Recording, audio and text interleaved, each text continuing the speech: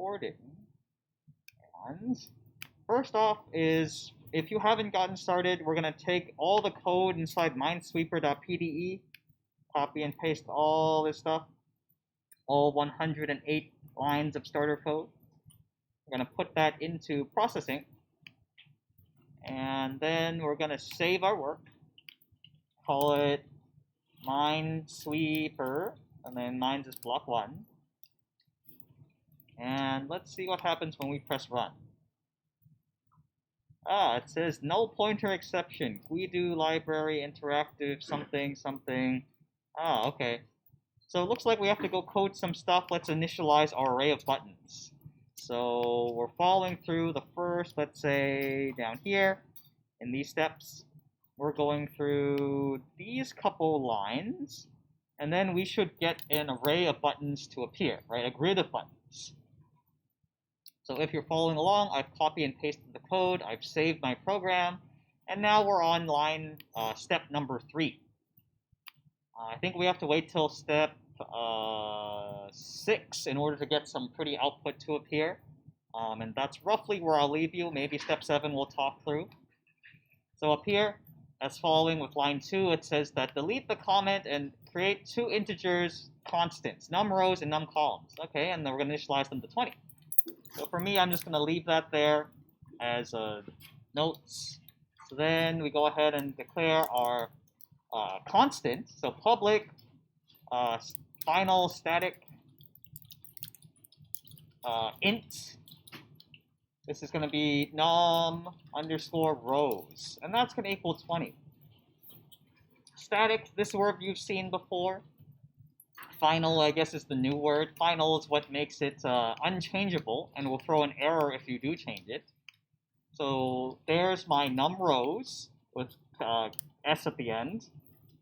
And again, private final static int num calls, or the number of columns.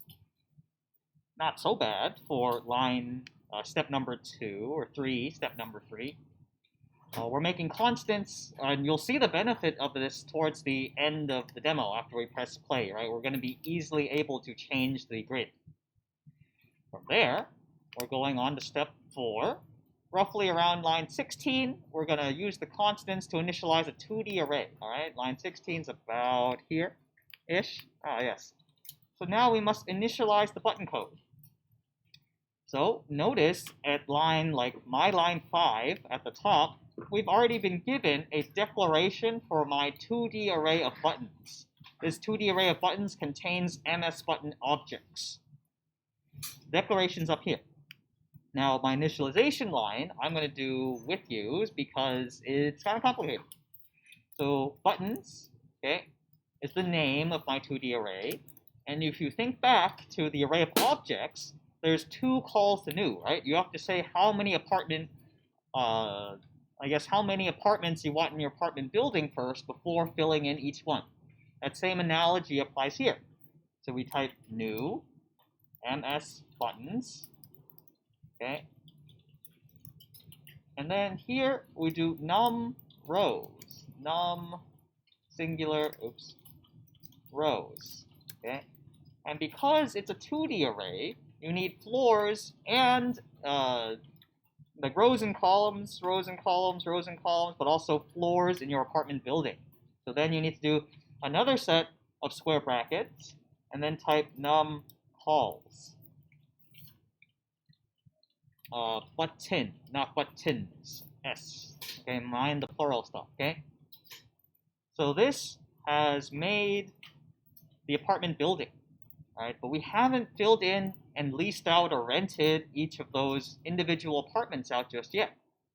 There's 2 layers to this. So the next part becomes typing our good old nested loop, right? So now we're going on to like step 5. Use nested loops to create new MS buttons for each row column pair. So for int r equals 0, r is less than something, something, something, and then r++. Then on the inside, for int c equals 0, c less than something, something, something, c++. And then some other stuff happens. All right, give people a moment to type this part up. Try to get it all to fit. Okay, so this is the stuff I've typed in right now. So take your best guess while you're typing it. What goes into these first set of question marks here? Num rows. Yes, very good. Alpha's got the right idea. Num rows goes here, right? Because R controls number of rows. And what do you think goes down here for C? Num calls. Yes, num calls. Notice that you could have typed 20 and 20 here, but that would cause you more work later down the line. We made constants for a reason. We made these variables for a reason. Now, what do you think goes into the middle part of the inside stuff for all these nested loops? What goes into these question marks? Any guesses? Okay, I'll just write it out. So we must initialize and rent out each apartment building. So then we say, okay, buttons at location R and 0, you are now going to be a new MS button object. Okay, an MS button now lives here. Now, the MS button object, we have to look at its constructor to see how do we use its constructor? What information does it need? So after people have typed in this line into their nested loop, I'm going to scroll down and take a peek at the MS button object. I'm going to find its constructor and see what information it needs, okay? All right, so I'm going to scroll down. Where's MS button? Oh, there it is, all right? MS button, here's my class definition. Here is my member variables, and here it is. Here's the constructor. So I need a row and a column. Sounds familiar? For the Guido buttons, they needed a row column index too. So that means I scroll back up to this code, and then I type in, I give it a row and column, R, C. If you used I and J, then it would be I and J respectively, depending on how you called your loops. But if you're following along with me, mine is R and C. And we finished step 5. We're going to go down to step 6, uncomment the first 2 lines of the MS button constructor. Oh, joy, that's exactly where I went, right here. This is my MS button constructor. The first 2 lines control the width and height. If you remember, width and height are built into processing, but in this case, we want to override its meaning to do 400 divided by num rows and num columns so that it does the scale nicely for us for whatever number of buttons. Now from there, we're finally able to press the play button, and we're able to see some output.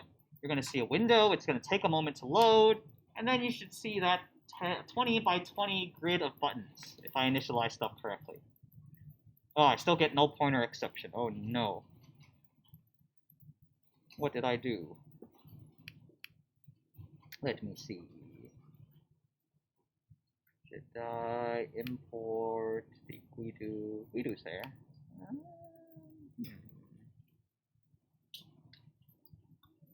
So for you, you should hopefully see a grid of buttons just like the code we had earlier. What line does it even tell me this is on?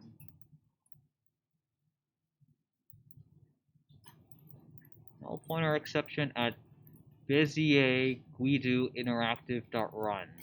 Why does it not like this? Buttons,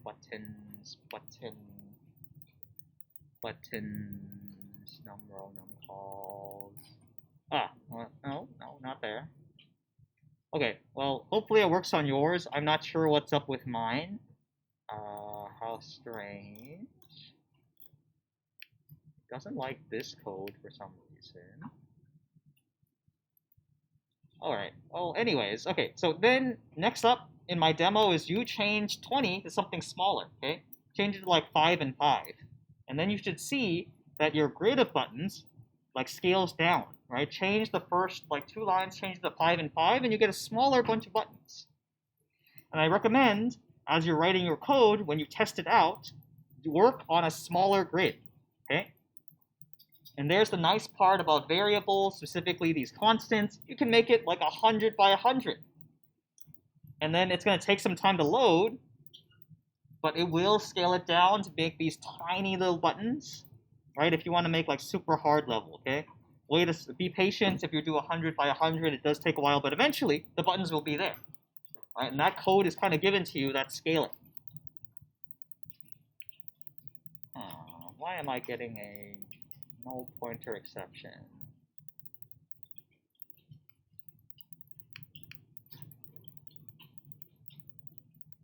All right, so that's we've stepped through like step 7 too.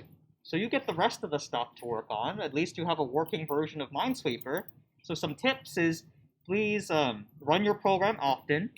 Right, make sure you always have a working program to build off of. But that should get you started. Minesweeper is due next Friday, not this Friday.